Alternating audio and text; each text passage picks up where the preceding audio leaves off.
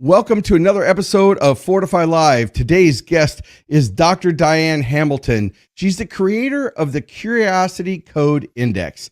So welcome to the show, Diane. Now, I just want to let everybody know, before she introduces herself, that when I've worked with Dr. Diane now for a while, and when she first started, she's like, I don't want to be a speaker. I don't want to do this. And she's one of the most talented people I know. When she decided to do her podcast, because she's like, I don't want to be a speaker. I want to start a podcast. How many episodes have you done now in your podcast? Oh, I don't know. It's in the thousands. I don't know. Right. And you were just telling me in the green room that you just posted something on LinkedIn and you had like 130,000 followers or something, right? There's 180,000 on that. Yeah. Yeah, I get a lot. So the reason I bring that up is one of the things that, she's known for is her curiosity, which is why she's able to have so many interviews and have such great interviews. So even though this is my show today on Fordify Live, she'll probably take control, ask me the questions, and we'll have a conversation. So first of all, yeah, I'm fine with that if it is too. So why don't you tell the listeners a little bit, what is this whole thing about curiosity and what does it mean to organizations and why should they care? Well, it's so nice to be here, first of all, Ford. Thank you. And when you and I first met, I was very interested in starting up something new. I'm very curious and I wanted to learn something. And at first, I wasn't sure so much about speaking because I had just come off of having somebody interview me for my website. And I really loved being on his show. And so I had him tell me how he had done this. And I came to Ford. I'm like, oh, you got to create a radio show. And I got on this nationally syndicated radio show thinking this will be fun to create a little bit of content because I'm curious and I like to interview people.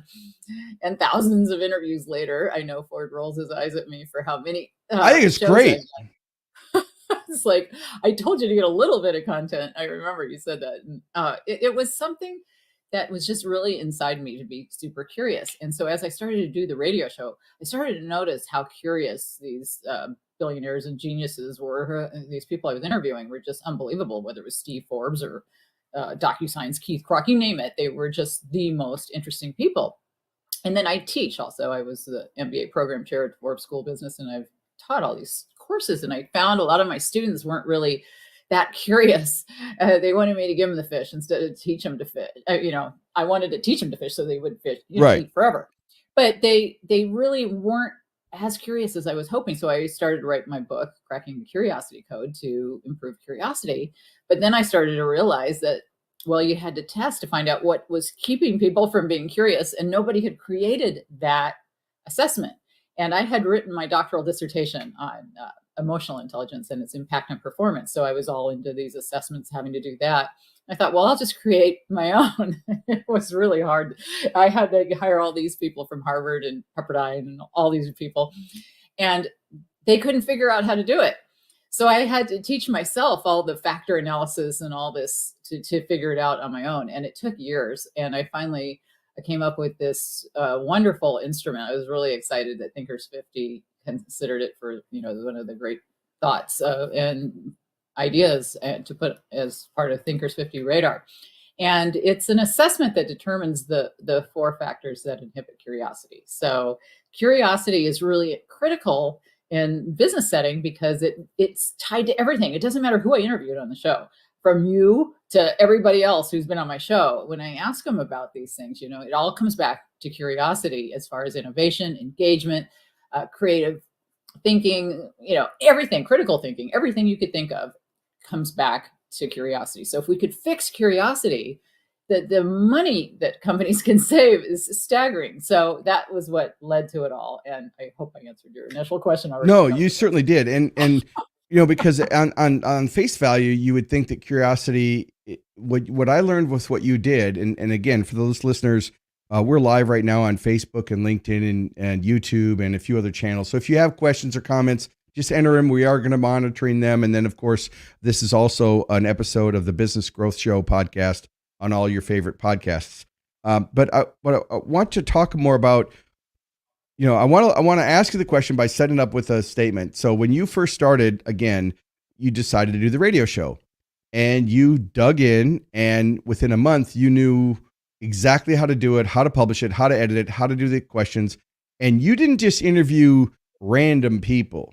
You got to top celebrities and business leaders in major corporations and the types of connections that you were talking about, because you were curious, right? So your passion for that. And then when we started talking about digital switchers and things, you learned about all that. And so, and I don't know how many courses did you teach? You were always coming up with a new course, and you had done I've that. taught.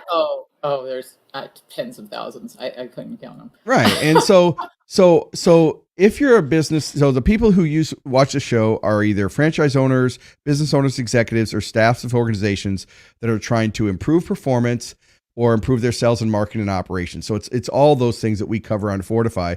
And so for the Curiosity Code, where does someone start in an organization if they're looking at improving their performance and using this index? Where should they start with their team?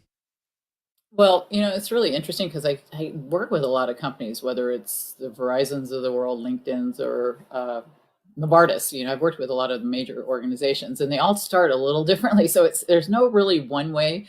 It just kind of depends on where you are right now.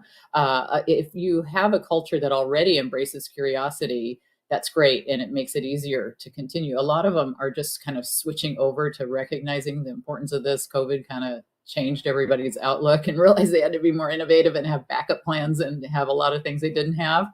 So I think a lot of it starts with leaders looking at, do they really embrace curiosity? When Francesca Gino from Harvard was on my show, we talked about her research. She made the case for curiosity for HBR. And, leaders think that they embrace curiosity, but if you ask their followers, you get a slightly different answer than what the leaders are thinking they're doing. And a lot of it is you have to emulate what you really want to see. You have to ask the questions that you normally think make you look vulnerable or stupid or whatever word you want to use.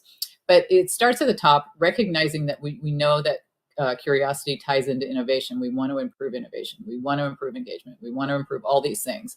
So it has to be incorporated into your core cultural values. Now, leaders can start, and usually they start by taking the Curiosity Code Index at a high level, but they don't have to. A lot of them roll it out throughout different divisions and start maybe as test beta sites and things like that. But it's a very simple assessment. It's very similar to taking a DISC or an emotional intelligence test, a 10-minute kind of thing where you get 26 pages of all the report to tell you how to improve. And you start this discussion in the training sessions that I perform, that I have gone to organizations and done live or through virtual even. We usually start out with the individual's assessment, and we talk to the individual level, and everybody looks at their results, and then we have them do kind of a personal SWOT analysis and figure out what their weaknesses and threats are to overcome. And then they create kind of SMART goals to go to the next step. But it's a lot of whiteboarding and interesting discussions. And when people read their results, they get this real aha moment that they never really thought about what held them back from being curious, because we haven't even discussed what those 4 factors are, but there's 4 factors. And when you go through, what are they? We got time. This is, just as a side note, before she discusses the 4 factors, we're getting the microphone set and we're getting the camera set. And she's like, what are we talking about today? And I said, well, we're going to talk about the Curiosity Code. You're an expert on that. You wrote the book on cracking the Curiosity Code. So it's on Amazon. Everybody, you can go there. And just for the record, for those listeners, the book is called Cracking the Curiosity Code. So by Dr. Diane Hamilton. So you can check it out. And then also for the listeners, there's a free course. Now, this is no upsell. There's nothing to buy here. You can just go, for those of you listeners that want to actually check this out, you can go to curiositycode.com. And if you scroll down, there's a place where you can enter your name and email, and you can actually take a free course. So this is a gift that you've given to the listeners so that they can actually get into this a little bit more. Okay, that's enough with the shameless plug. Now take me through what are the 4 characteristics of curiosity? Well, there's a lot in that course, though, a lot from the book. So there's a great deal of content. So I don't doubt there's a great deal of content, because if I ask Dr. Diane for a paragraph, I'm going to get 3,000 words. So we're good. That's right. That's right. Well, the 4 factors kind of were interesting to me, because I had started out by placing a thread in LinkedIn, and asking people what kept them from asking questions in meetings, and just started off kind of slow before I even came into developing this thing. And overwhelmingly, a lot of the responses were fear-based. Nobody wants to look stupid or unprepared, that kind of thing. So I thought fear was definitely going to be a factor. And surprise, surprise, it was. But there are other 4 factors, and the acronym to remember it is FATE, fate. So fear was the first one. A was for assumptions, which is really that voice in your head that tells you, I'm not going to like this. I did this in the past. It was really boring. It's just not, my family doesn't do this, or whatever it is you tell yourself, right? Right. I'm writing some notes. Go ahead. You're right. Make notes. There's a quiz later for. Okay. And then T for technology. And technology was the one that surprised me. I hadn't thought about that so much. And it turned out that we over and underutilize it. And so Ford might be the next Einstein, and I throw him a calculator, but if I don't teach him the math behind the calculator, he's just the greatest calculator worker ever. Right. Right.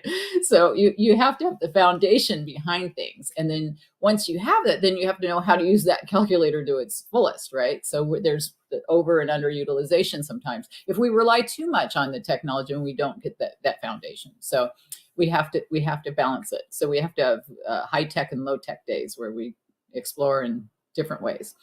And then the big one for me was environment, because environment is really everybody with whom you've had interactions. So Ford's influenced me. My last leaders influenced me, my kids, my family, my parents, my teachers, you name it. Growing up, your siblings could be ruthless and say, you're not going to do that, are you? That's the dumbest thing in the world, or whatever you hear growing up. Sometimes teachers have to teach to the test. They can't answer your questions. There's so many things, because we know that kids are like endlessly curious. I mean, everybody's got curiosity. Birds have curiosity. If they run out of berries on a bush and they're not curious, they're going to die. So you're born with this level of curiosity, and then you explore. But around the age of 5 or 6, when you're in school age and you start to socialize with people, and there's a lot of reasons that they've speculated of what inhibits curiosity. But the Curiosity Code Index is the first valid instrument to ever determine 4 factors that inhibit curiosity. So that was really exciting to come up with. What was the A again? I missed the A as I was talking. Assumptions. Well, it's really voice in your head, but it makes a better acronym to say fate. Yeah, it does. It does. Well, so we have fears, assumptions, technology, and environment. And so when an organization identifies, where they're at to start with, what are some things that they can do? I mean, obviously they can take your course and they can learn how to do it, but where should they start to encourage that as part of their culture, right? Because curiosity is not something that, what I like about what you've done is you've owned a territory, and you've said, look, we're not going to do DISC profiles and Myers and Briggs and, all the other assessments that people are so used to. They're great tools, and we use DISC in hiring and training, and I use it in marketing. But what I liked about what you do with the Curiosity Code is it's a whole new area that hasn't really been looked at, and it's fresh and it's new and it's innovative, and it also is very impactful. So where does an organization, what are some steps that they should take to improve their performance by encouraging the curiosity? Do they start with the assessment, and then can they get some training somewhere? Obviously I know where they can, but tell me more.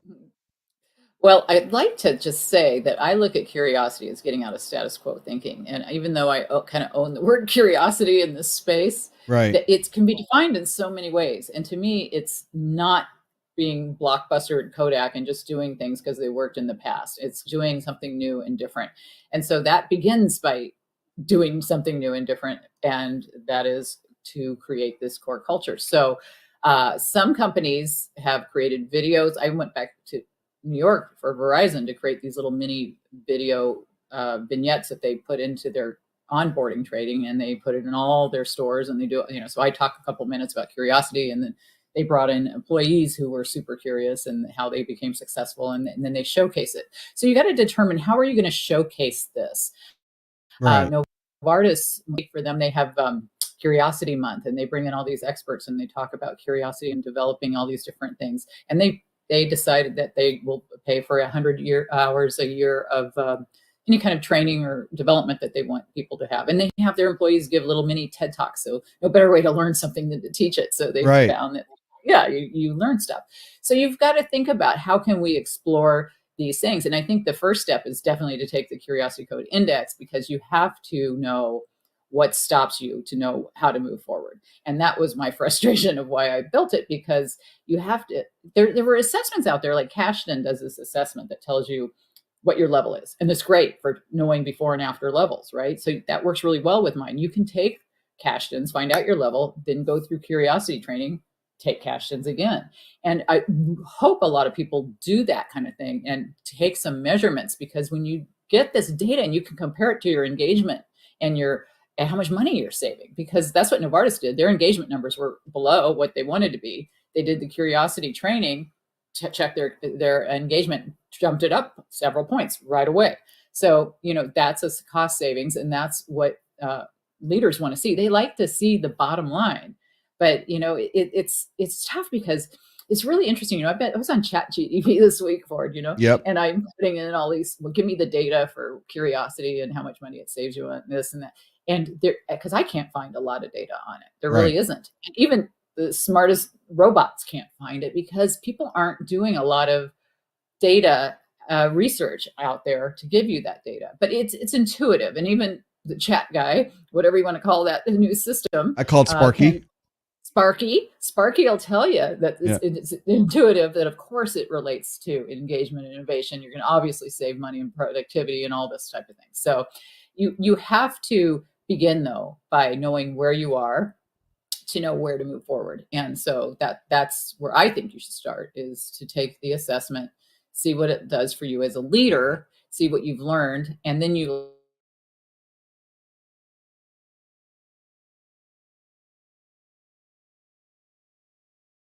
trying to build. Okay. So we have engagement, we have performance, we have success. One of the things that, when I go in as a keynote speaker to an organization, they either bring me in for, performance, which covers leadership, management, those types of topics. But the meeting planners never really know the difference between leadership, communication, management, team building. I mean, at the end of the day, they want their people to perform better, right? And so what I like about what you've got is it could really apply across the board, all the way from the leaders down, because, with the great resignation in the industry, with the quiet quitting and all the people that are disengaged, what I see this for is renewed is it's a great way to introduce a topic that is fun and innovative for the staff. I mean, if you say, hey, we're having a training around curiosity, that's a lot more receptive than we're going to talk about time management, or we're going to talk about employee engagement. So, they love it. Well, when you give the disc, people love to take discs. They love a personality assessment. It makes it fun for the day. But what's really important about this as well is that it's so relevant to what everybody's trying to do, and it makes it something that somebody wants to do. And it brings up some great talks, because a lot of the data I do have some data, and some of it's like Disney saved a lot of money in turnover and in their laundry division, because they asked people, how can we make your job better? Thinking they're not going to get anything reasonable to fix, but, buy me a car. Who wants to fold laundry, right? So, but they got serious things back from people, like put an air vent over my desk so I'm not hot, let my desk go up and down so my back doesn't hurt. But then they made changes. And when you ask your employees these questions and you involve them in this whole curiosity-based culture, you get the answers to things. And that's the one thing I love about the training class when I do them, that you're getting all the answers from the horse's mouth, just like Disney did by doing that particular exercise. And then you give it to, the trainers. If I'm not training, I certify coaches to become trained, right? So, because I can't train everybody. And if you get these answers back, you get them. So you've really basically got the trainer's job has been done for them by the people taking the assessment. The trainer gives it to HR and leadership. They get all their answers. Now, they may not choose to do the suggestions that employees give, because employees not only fix their own level of curiosity, there's a half of the training session is what can we fix in the organization now that we know how to build curiosity? What should they do about engagement, innovation, whatever the issues are that leaders have said they want to fix, we address in the courses. And so those are the kinds of things. What are you trying to fix that you think getting out of status quo thinking would do for your organization? And when you could identify that, we have problems with engagement, we have problems with innovation, we have problems with critical thinking, we have whatever, Then the training courses can be arranged. So those are the kinds of things that trainers discuss in the training classes. You get all your answers right back of what they think that you should do, which is you get some great insight, and employees love to give insight. So I think it's wonderful. Yeah, I think that's such an important topic right now because, when I look at culture, people are good at one of three things. They're either good at marketing and sales, delivering the product or service, or they're good at management. And whenever I'm interviewed for a keynote or a breakout or anything, they're going to always say, well, I always ask them, what are your top challenges? And, by none, I'm known in the industry more as a business marketing strategic guy, but I've had to deliver more programs on employee engagement innovation because obviously they need to attract employees. So I show them how to market to get the employees and how to attract and engage them. And so I can see this being a great way to communicate that to organizations that are stuck or they've just been doing the same thing over and over again. We had a question come in from Devin. So she asks, what are a few tips for someone that's not naturally curious to become more curious? What would you say to her on that? Well, there's going to be a lot of things you can do. I mean, individually, you can start off small, reading a different section of the paper that you normally wouldn't read. You can go to work a different route than you normally would take. There's little things like that. At work, you can explore what kinds of areas within your job that maybe you like more and tell your leader, I want to build my curiosity. Is there any other part of a different job that maybe I can experience to see if that's something I might like? I interviewed who recently died, a guy named Olin Odekoven, who was a great leader at Peregrine, and he would hire people and then design jobs around what they were good at, which I wish every boss I had. Right. It's hard to do that. Right. Yeah. Yeah, it's very expensive to do. And but if there's always somebody that likes this, who likes the stuff that other people don't like. I mean, I love doing my expense reports. I'm a nerd when it comes to paperwork. I love that stuff. I'd rather put a fork in my eye than look at my most finances. People would. Most people.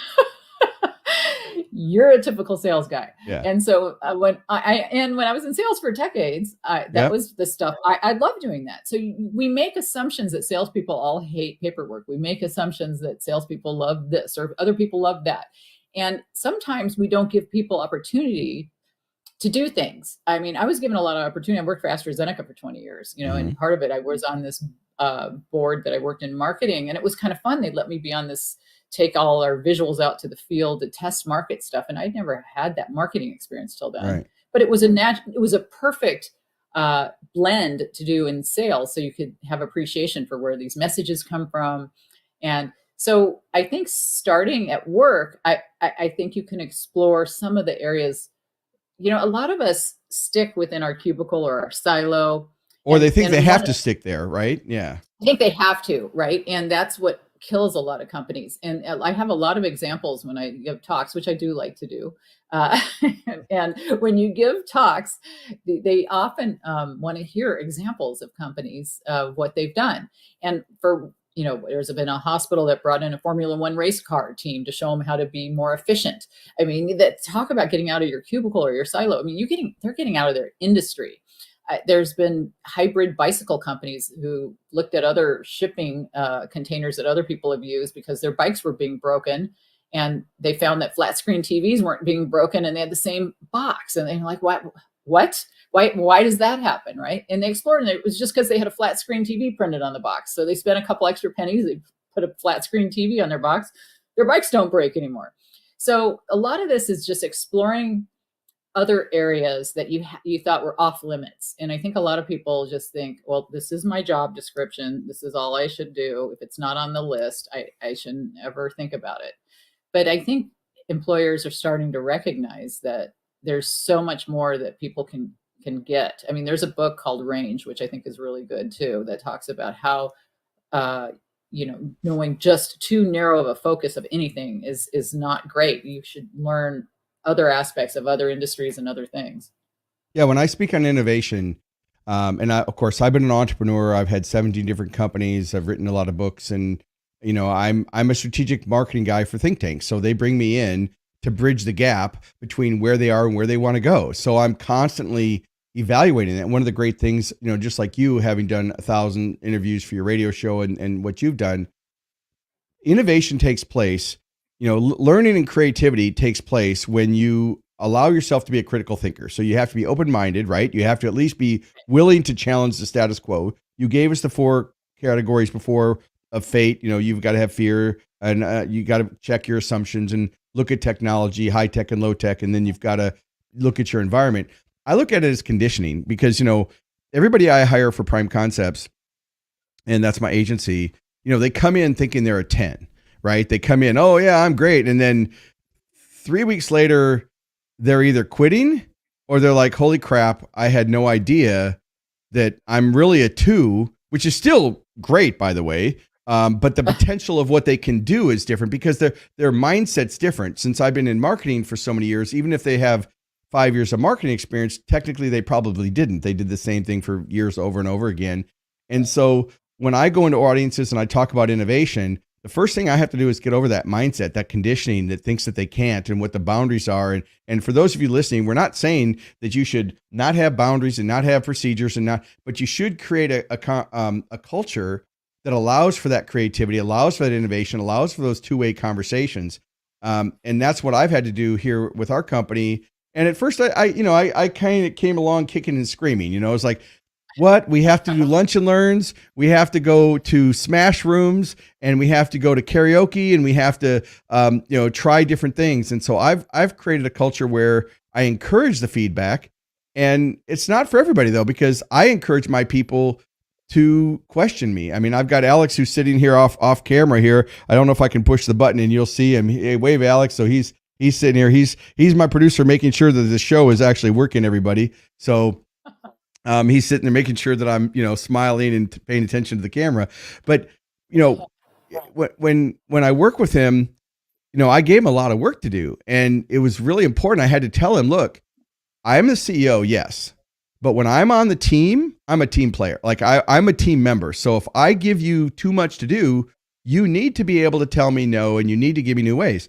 And so it was interesting when TikTok was just coming around, and I told him, I said, well, you need to work with TikTok. He's like, he was waiting for my approval. He, did I approve it? I'm like, you just need to run with it. Like whatever you do is going to be better than what I'm doing. And we're not trying, TikTok's not really my target audience for a keynote. So I'm not really worried, but certainly I want to leverage the medium because we use it as an agency.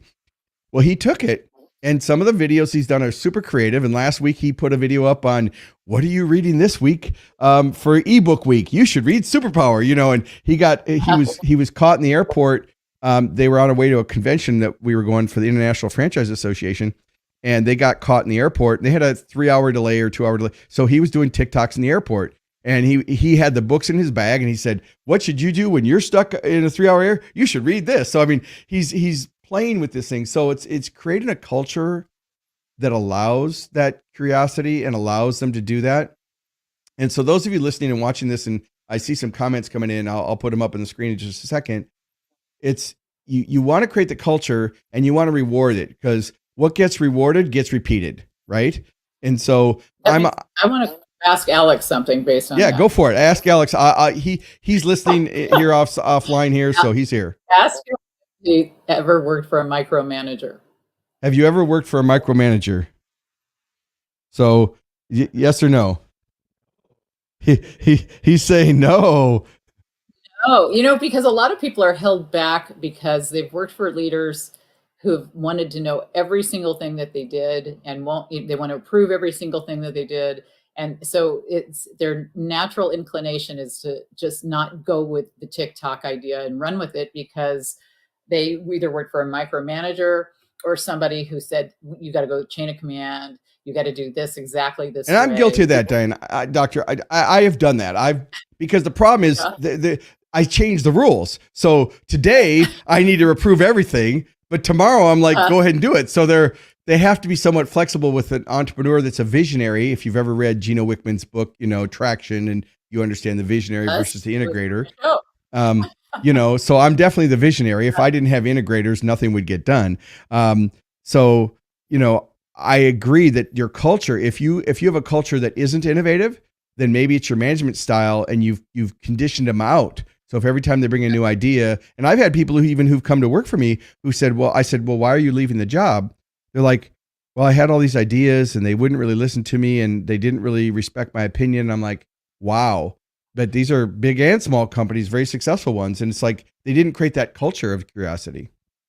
Well, to find this, a lot of the successes people have is by developing empathy. And your staff, if they ask you questions and they learn about you, they'll know what days that Ford's acting crazy and saying you have to go through me, and the days he's not. Great sound effect. Yep. Thank you.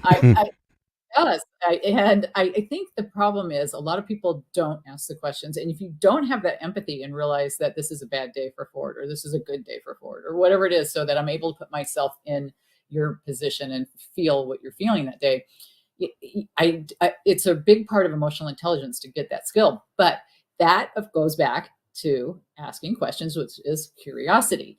And empathy is so huge as part of my research in emotional intelligence, just for my doctoral dissertation. As I mentioned, it's such an important aspect of performance.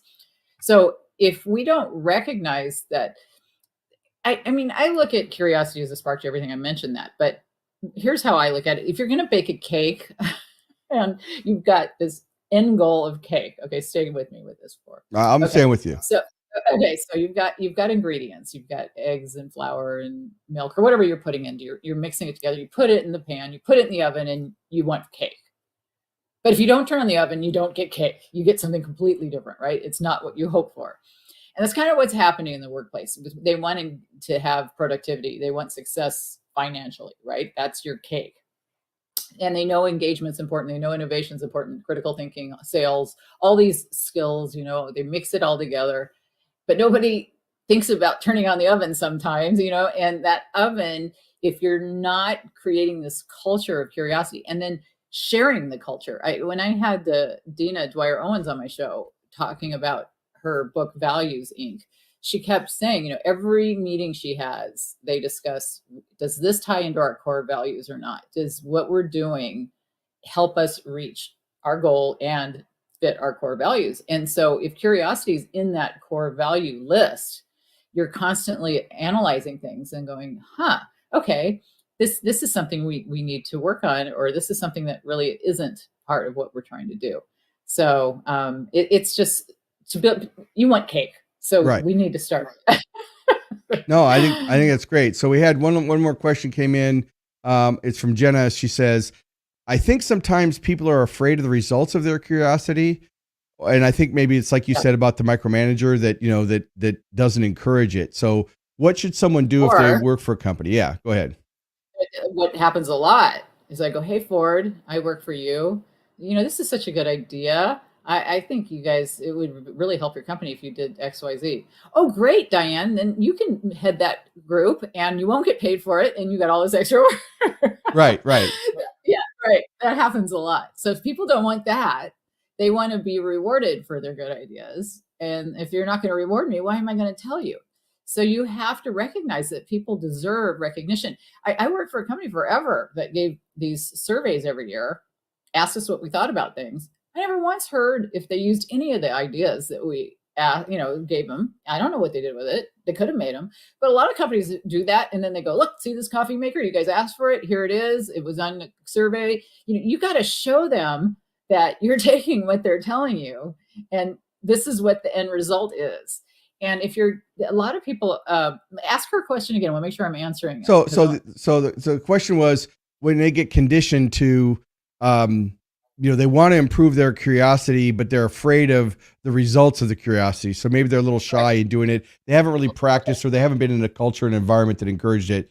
What should they do to overcome the fear of it?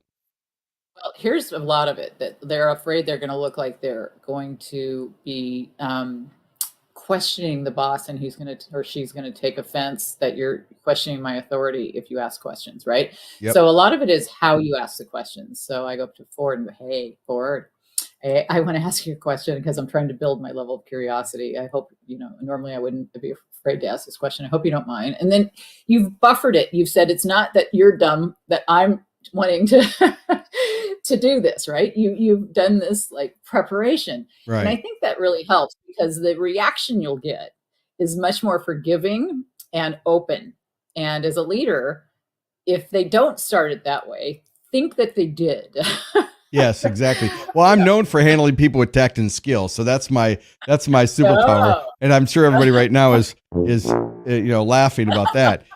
Being a driver, type A, entrepreneur. But no, I do agree, and it's interesting because I have the innovation switch when I'm with clients. If when I'm working with a client, great. I want to know what have they tried, what has worked, what do they think, who's their ideal client, what kind of marketing do they do, what are their messaging. I want to know everything I can. I ask a lot of questions.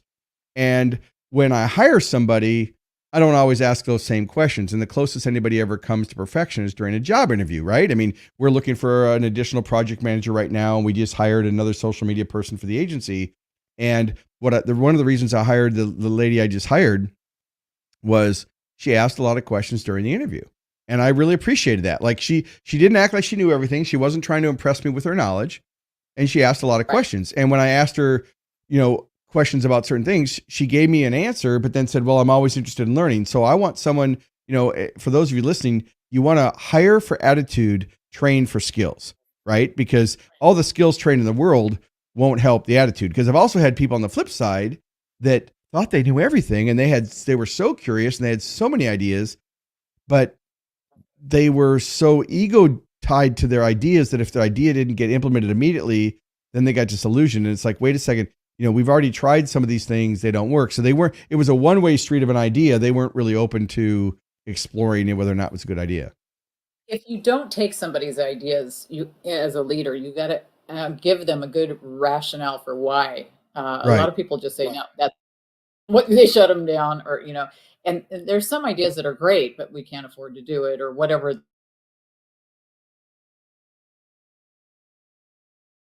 that idea. And that's a critical thing. I think a lot of people are afraid that they're going to get shut down, and because past leaders have. I had a guy I worked for not that long ago, and he told me to do something, and I'd never done it. I had no reason to ever done Right. it, and I go, "Oh, that's great. How do I do that?" And he goes, "I'm going to pretend I didn't hear that." That's funny. And since I'm old and cranky, I don't care anymore. But if I was 23, I would have gone crying off into the other room, probably, right? And I'm like, well, that I told him, I thought, I go, I would never have had to have done this. There's no reason to do this. And I told him later, I thought, and not at the time, I thought about it later. And I asked him if he had a problem with anything, with me. And he said, no, of course not. Why? And I go, well, I thought that was a kind of a rude response to me when I said Right. that, I brought it up to him. He had no idea that was something you shouldn't say. Oh, Nothing. I've been educated by my team multiple times on things that I've said that I thought were totally normal. That I've been told that that's just not normal, and they've even said, normal people don't do that. I'm like, normal what? The way I grew up, I thought it was normal. Well, I really appreciate you being on the show. I want to make sure our listeners know as we get ready to wrap up here, you can get your free course to improve your curiosity at curiositycode.com.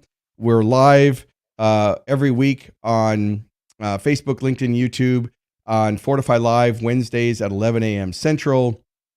And let me go ahead and push that back over here so you're back on the screen. And so I really appreciate you sharing it today. I think what the listeners can take away is that regardless of their role in the organization, they can improve their performance and their quality of life by being more curious, and improving their culture to create a culture of curiosity and making it part of their narrative, so that when they're talking to their employees, that they encourage it and they get rewarded for it. They look at how they can overcome their fears, how they can challenge their assumptions, because that's one of the things that I do. I mean, as an entrepreneur, people have always told me, "Oh, you can't do this, or you can't do this." And I always challenge those assumptions, which is what's made me successful as an entrepreneur. Because if I just went with what everybody assumed, I would never do anything in business.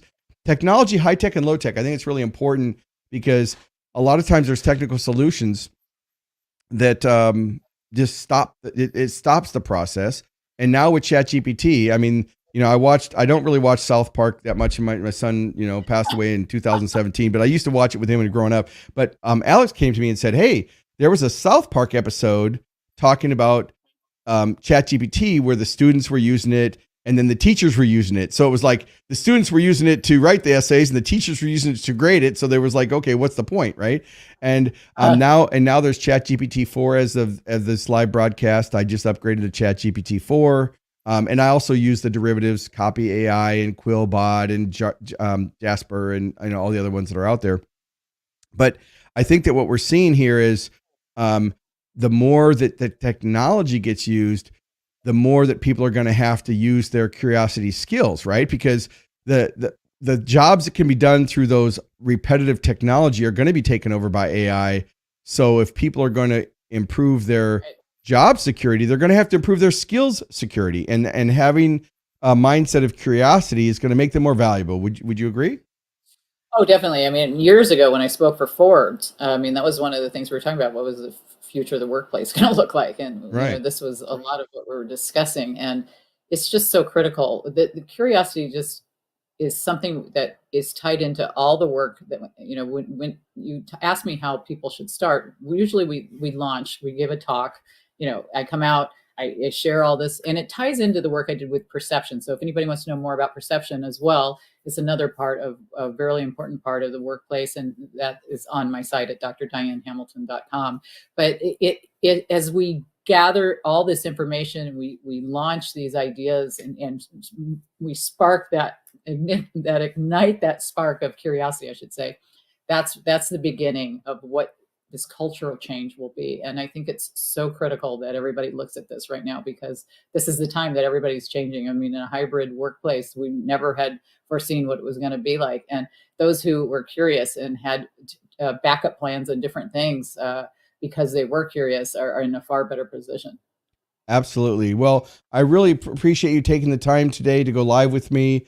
This is Ford Saeks and Dr. Diane Hamilton. Again, drdianehamilton.com, or you can visit and take the free course at curiositycode.com. All right. Well, thank you so much for being with us on this episode. We are live. We went a good 42 minutes, so that was good. I said we'll go 15 to 45, so we did good. So thanks so much, Diane. Thanks, Morris.